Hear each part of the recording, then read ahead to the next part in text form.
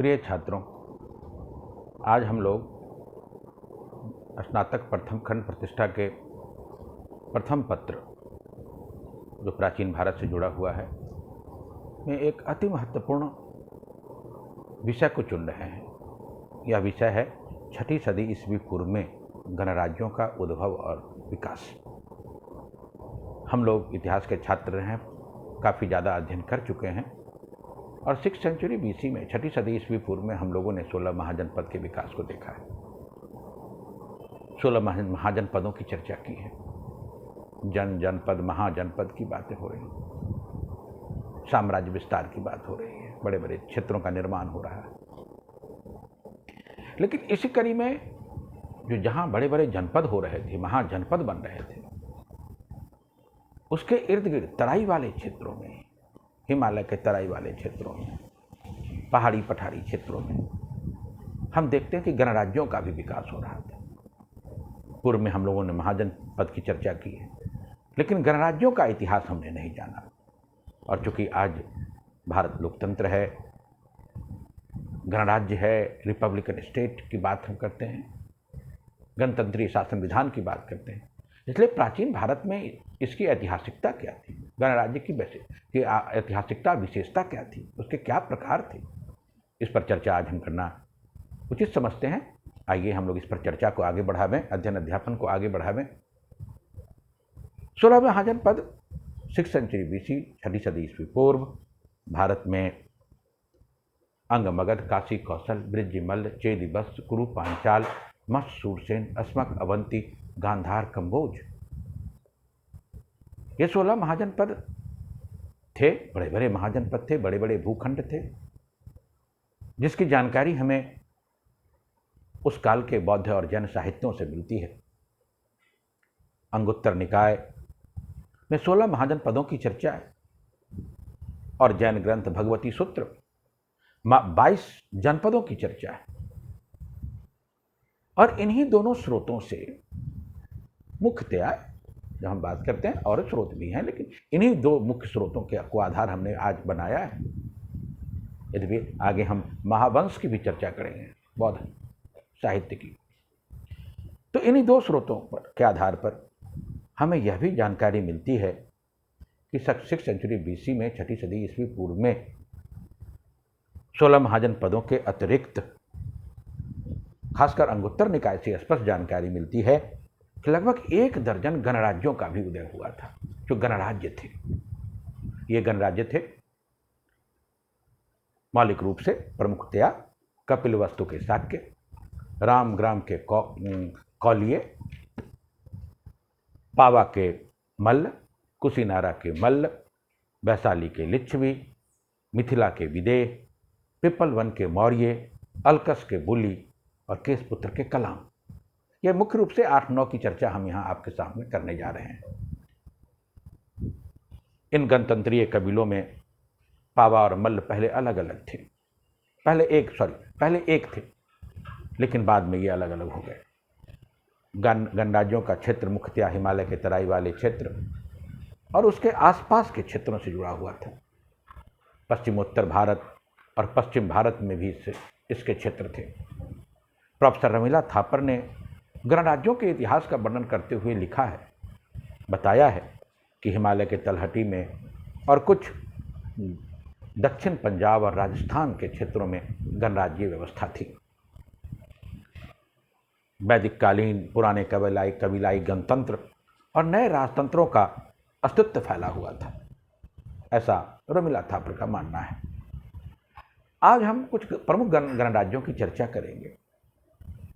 पहला नाम आता है कपिलवस्तु का शाक्य। ये भगवान बुद्ध, कपिलवस्तु की जब हम बात करते हैं तो भगवान बुद्ध हमारे सामने आते हैं। भगवान बुद्ध इसी क्षेत्र से जुड़े हुए हैं। वहाँ पर कपिलवस्तु में शाक्यों की प्रधानता थी, वो शाक्य प्रमुख थे। अशोक के रुमंदाई अभिलेख से इसकी हमको विस्तृत जानकारी मिलती है। बौद्ध साहित्यों के अनुसार 80,000 परिवार इस क्षेत्र में थे। इतना ही नहीं, बुद्ध के पिता सुद्धोधन इसके प्रमुख थे, उसका नेतृत्व कर रहे थे। पहले ये कौशल के अधीन था। कौशल की चर्चा बात करेंगे आगे। ये कौशल आधुनिक काल में जो इलाहाबाद और अवध और अयोध्या का क्षेत्र है, इसके अधीन थे। बाद में स्वतंत्र हो गए। कपिलवस्तु इसकी राजधानी थी। दूसरा हमारे पास रामग्राम का कौलिये। यह गणतंत्र शाक्यों के पूर्व में रोहिणी नदी, एक रोहिणी नदी जो नेपाल के कपिलवस्तु के लुम्बिनी के पास से निकलती है और ये अंत में घाघरा में मिल जाती है गोरखपुर के पास जाकर। वहाँ कौलिये वृक्ष, कौलिये वृक्ष कहते हैं जैसा हम लोग कह सकते हैं अनार का जो वृक्ष है, एक ऐसा वृक्ष होता था। उससे भरा पड़ा हुआ क्षेत्र था और उस क्षेत्र में के जो निवासी हुए वे कौलिये कहलाए। इनका शाक्यों के साथ मित्रता थी। यहाँ भी गणतंत्रीय शासन था और भगवान बुद्ध की पत्नी यशोधरा यहीं की राजकुमारी थी, जिनके साथ जिनका शाक्यों के साथ वैवाहिक संबंध हुआ। तीसरे चौथे नंबर पर हम पावा और कुशीनारा के मल्ल को रखते हैं। पावा और कुशीनारा के मल्ल अंगुत्तर निकाय में, इनकी पहचान 16 महाजनपदों में भी की गई है। लेकिन यह ध्यान रखना होगा कि पहले ये दोनों एक साथ थे, बाद में ये अलग अलग हो गए।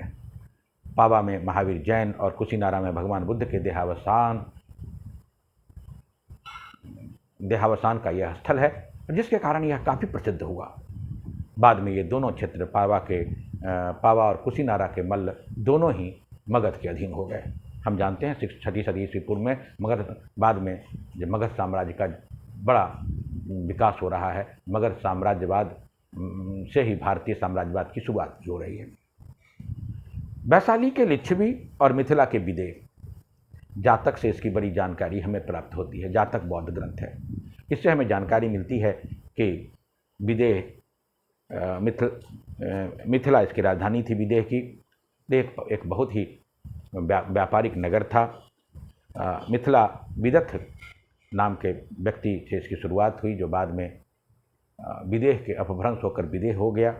उत्तर वैदिक काल में जनक वंशीय राजा यहाँ थे और जिनकी पुत्री माता सीता के रूप में जानी जाती हैं। 6वीं सदी ईस्वी पूर्व में पहले यह राजतंत्र था और 6वीं सदी ईस्वी पूर्व में यहाँ गणतंत्रीय व्यवस्था का आगमन हो गया। इसी प्रकार हम देखते हैं कि लिच्छवी गणराज्य, वैशाली के लिच्छवी, वैशाली उसकी राजधानी थी। लिच्छवी में 8 गणराज्यों का समूह था, जिसमें प्रमुख थे मिथिला के विदेह, वैशाली के लिच्छवी, ज्ञात्रिक, ये प्रमुख थे। ये 8 गणराज्य थे और ये 8 गणराज्य ने एक अपना महासंघ बना लिया था, जो ब्रज संघ के नाम से जाना गया, लिच्छवी संघ के नाम से जाना गया, जिसकी राजधानी वैशाली हुई। लेकिन धीरे धीरे इसका भी पतन हो गया। जब हम देखते हैं अजातशत्रु के बाद, अजातशत्रु और उदाई के बीच में इसका पतन हो रहा है। वैशाली स्वतंत्र अस्तित्व में आ जाता है। पिप्पलवन के मौर्य, ये जिसमें बराबर हम चर्चा करते हैं इतिहास में, चंद्रगुप्त मौर्य जिससे जुड़े हुए थे। मौर्य जो महावंश में मौर्य राज्य की जानकारी हमसे मिलती है। और यहाँ यह भी पता चलता है कि गणतंत्रीय राजाओं और सरदारों के बीच सत्ता के लिए संघर्ष भी होता था। निश्चित रूप से चंद्रगुप्त मौर्य के माता पिता का भी उल्लेख इन्हीं क्षेत्रों से हमें प्राप्त होता है। अगला हमारा है अलकस के बुली।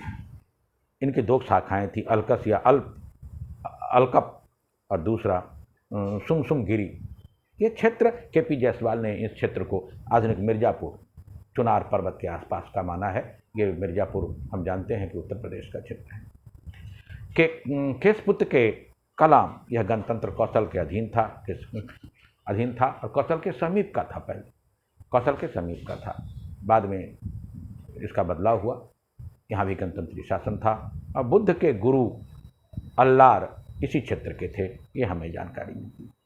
तो इस प्रकार हम देखते हैं कि 6वीं सदी ईस्वी पूर्व में जो अंगेतर निकाय तकरीबन 1 दर्जन स्थानों की चर्चा करता है जहाँ गणतंत्रीय शासन था, और जिसमें हमने चर्चा अभी की है कि कपिलवस्तु के शाक्य, रामगिरी के कौलिये, पावा और के मल्ल, कुशीनारा के मल्ल, वैशाली के लिच्छवी, मिथिला के विदेह, अलकस के बुल्ली, केशपुत्र के कलाम, ये प्रमुख कुछ क्षेत्र थे जहाँ पर गणतंत्रीय शासन था। निश्चित रूप से ये सभी हिमालय के तराई क्षेत्रों में थे और इनके ये क्षेत्र सभी नृपतंत्रीय राज्य व्यवस्था के अगल बगल में थे, सटे हुए थे, समीपवर्ती क्षेत्रों में थे। अब हम चर्चा करना चाहते हैं कि यहाँ शासन व्यवस्था क्या थी। तत्कालीन साक्ष्यों से पता चलता है कि दो प्रकार की शासन व्यवस्था थी। एक नृपतंत्रीय शासन व्यवस्था, जिसको अंग्रेजी में हम कहते हैं मोनार्कियल फॉर्म ऑफ गवर्नमेंट, और दूसरा था गणतंत्रीय शासन व्यवस्था, जिसे हम कहते हैं रिपब्लिकन फॉर्म ऑफ गवर्नमेंट। आज हम चर्चा करेंगे रिपब्लिकन फॉर्म ऑफ गवर्नमेंट। गणतंत्रीय शासन व्यवस्था में यहाँ क्या हो रहा था। निश्चित रूप से गणतंत्रीय शासन व्यवस्था वैदिककालीन व्यवस्था थी, पिछड़ी हुई व्यवस्था थी, आर्थिक स्थिति कमजोर थी। लेकिन एक चीज़ ध्यान रखना पड़ेगा कि जैसे ही हम गणतंत्र की बात करते हैं तो जन भावना और जन परंपराओं का बड़ा ऊंचा स्थान था, उसका विशेष स्थान था। जन परंपराएं, जन भावना, जन आस्था, जन विश्वास, तो उनकी बात यहाँ दिखाई पड़ती है। जन से गणतंत्र में बदलाव हुआ। पहले लोकतांत्रिक ढांचा को इन्होंने त्यागा, लेकिन लोकतांत्रिक ढांचे को तहत उन्होंने जनप्रतिनिधि संस्था को स्वीकार किया, गणतंत्र की स्थापना की। और ऐसे में द्वारा गणतंत्र की जो स्थापना हुई वे राजकुमारों के द्वारा, ऐसे राजकुमार जो पहले जो राजतंत्र के वाहक थे, जो राजतंत्र के पोषक थे, उन्होंने उसका त्याग किया और इन्हीं के द्वारा इसकी स्थापना हुई। और इसमें हम पाते हैं कि यहाँ जनता द्वारा निर्वाचित महासम्मत, जिसको कह सकते हैं, का सिद्धांत विकसित हुआ। महासम्मत का मतलब हुआ सबसे सम्मति के आधार पर एक महासम्मत का निर्माण हुआ। शाक्य, विदेह, कौलिय, मौर्य आदि खास जन थे, और यहाँ पर जन, गोत्र और समिति का गठन हो रहा है। जन, गोत्र और समिति का गठन हो रहा है। गोत्र के सरदार गण परिषद के अस्थायी सदस्य होते थे। यह गण परिषद संस्थागार कहलाती थी। संस्थागार और जन के ख्याति प्राप्त गोत्र के प्रधान लोग इसके राजा होते थे। यद्यपि इसके लिए संघर्ष भी होता था, और उनके अधीन जो होते थे, जो प्रमुख सरदार होते थे, जो मंत्री होते थे, वो उपराजा भी कहलाते थे। तत्कालीन गणों में सबसे प्रमुख वैशाली के लिच्छवी गण की चर्चा यहाँ करनी चाहिए, जिसका एक संविधान था। और ललित विस्तर जो बौद्ध ग्रंथ है, इससे हमें जानकारी मिलती है कि वैशाली की किलाबंदी की गई थी। किलाबंद नगर था, जिस तरह राजतंत्रीय व्यवस्था में होता है, और इसमें 7,707 सरदार थे। संस्थागार की बैठक प्रत्येक साल होती थी, एक बार होती थी, आवश्यकता पड़ने पर दूसरी बार भी हो सकती थी। बहुमत के आधार पर निर्णय लिए जाते थे। उसकी एक केंद्रीय कार्यकारिणी समिति थी। बहुमत से विधायी संबंधी कार्य होते थे। मतदान की भी व्यवस्था थी, जो आज गणतंत्र में हम देखते हैं। आज भी गणतंत्र में ये हो रहा है। प्रत्येक सरदार को अपनी बात रखने का पूरा अधिकार था। गणतंत्र कुलीन तंत्रात्मक होते हुए भी अपने जन के सामूहिक हितों पर और सामूहिक व्यवस्थाओं पर विशेष ध्यान रखता था। उसके विकास के प्रति समर्पित हुआ करते थे। गणतंत्र के पास राजा की तरह विधायी शक्ति का अधिकार नहीं था, लेकिन कार्यकारिणी का वह प्रधान होता था, और उसकी कुलीनता, शान, शौकत, आचार, विचार, व्यवहार, अधिकार, शक्ति, कूटनीति, संबंध, निर्णय लेने के अधिकार आदि राजा की तरह होते थे। उसमें किसी प्रकार की कमी नहीं होती थी। संपन्नता और प्रभुता में कमी नहीं होती। आज भी आप देखें, हम गणतंत्र हैं, लेकिन जो हमारे राष्ट्राध्यक्ष हैं, शासनाध्यक्ष हैं, उन्हें हर प्रकार के अधिकार प्राप्त हैं। तो धीरे धीरे गणतंत्र की तरह गणतंत्र पर भी राजतंत्र का प्रभाव हमें इस क्षेत्र में दिखता है, क्योंकि राजतंत्र से जुड़ा हुआ, से सटा हुआ यह क्षेत्र था, जो गणतंत्रीय क्षेत्र था। गणतंत्रीय शासन की जब हम बात करते हैं तो हमें यह पता चलता है कि मंत्रिपरिषद थी। लिच्छवियों में, वैशाली के लिच्छवियों, जो गणतंत्र का प्रधान गणतंत्र जिसको माना गया, प्रमुख गणतंत्र जिसको माना गया, वहाँ हमें 9 मंत्रियों की जानकारी मिलती है। पावापुरी के मल्ल में हमें 4 मंत्रियों की जानकारी मिलती है। इनके विधान सारे नृपतंत्रीय थे। नृपतंत्रीय मोनार्कियल फॉर्म ऑफ गवर्नमेंट की तरह ही इनके सारे विधान थे। मंत्रीगण उपराजा कहलाते थे। प्रांतों में शासन करने के लिए अधिकारी हुआ करते थे। नगरीय शासन के लिए भी नागरिक हुआ करते थे, नागरिक अधिकारी हुआ करते थे।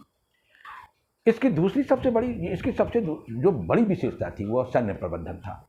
और हम देखते हैं कि गण का प्रत्येक युवक सैनिक होता था। केंद्रीय सैनिक सेवा उसे देनी होती थी। समर्पित केंद्रीय सेवा। केंद्रीय मंत्रिपरिषद में सेनापति का प्रमुख स्थान होता था और गण के प्रति सम्मान और उत्कर्ष की भावना की प्रमुखता यहाँ हमें दिखाई पड़ती है। सैन्य प्रबंधन कमाल का था। प्रत्येक व्यक्ति राष्ट्र की सुरक्षा, समाज की संप्रभुता की सुरक्षा, समाज के अस्तित्व की रक्षा के लिए जुड़ा हुआ था। लिच्छवियों की एकता और अखंडता का मूलाधार जो था वह था सप्त अपहरणीय धम्म।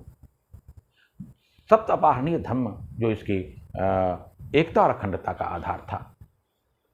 तीसरी विशेषता इसकी हम देखते हैं कि इस कालखंड में गणतंत्र में पुरोहितों का कोई स्थान नहीं था, पुरोहितों का कोई वर्चस्व नहीं था। चौथी व्यवस्था इसकी हम ये देखते हैं कि यहाँ पर गण नर्तकी व्यवस्था लागू थी। गण नर्तकी व्यवस्था यानी कि गणतंत्र यह पद गण में सबसे सुंदर गणिका को दी जाती थी, महिला को दी जाती थी, जो आजीवन कुमारी रहकर लोगों का मनोरंजन का कार्य करती थी, मनोविनोद का कार्य करती थी। और गण नर्तकी गण की एकता और प्रतिष्ठा का प्रतीक मानी गई। और वैशाली में लिच्छवी में हम देखते हैं आम्रपाली का नाम आता है।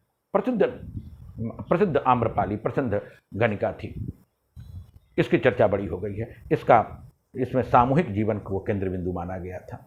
इस प्रकार गणतंत्र में व्यक्तिगत स्वतंत्रता के स्थान पर सामूहिक स्वतंत्रता को, सामूहिक उत्तरदायित्व को, सामूहिक जीवन को ज़्यादा महत्व दिया गया। कुल मिलाकर हम यह देखते हैं कि गणतंत्रीय शासन व्यवस्था में राजा को छोड़कर निपतंत्रीय शासन व्यवस्था और गणतंत्रीय शासन व्यवस्था में कोई बहुत अंतर नहीं था। अंतर इतना अवश्य था कि गणतंत्रीय व्यवस्था में रूढ़िवादिता नहीं थी, निरंकुशता नहीं थी। भारतीय राजनीतिक शासन व्यवस्था की स्थापना जो वर्तमान में शासन व्यवस्था हम देखते हैं, गणतंत्रीय विधान देखते हैं, विभिन्न शासन देखते हैं, उसकी स्थापना का मूलाधार हम यहाँ इसको मान सकते हैं। प्राचीन काल में 6th सेंचुरी BC में जो गणतंत्रीय व्यवस्था लागू की गई, जो जन को समर्पित, समूह को समर्पित, जन कल्याण को समर्पित थी और जन हितों की रक्षा के लिए थे, गणों के द्वारा होती थी, सदस्यों के द्वारा होती थी, प्रत्येक सदस्य की भागीदारी होती थी, आज हम ऐसा देखते हैं। तो हम कह सकते हैं कि 6वीं सदी ईस्वी पूर्व में जो भारत में गणतंत्रीय शासन व्यवस्था लागू की गई, आज भी हम उससे बंधे हैं, उसी संकल्प के साथ आगे बढ़ रहे हैं। बहुत बहुत धन्यवाद।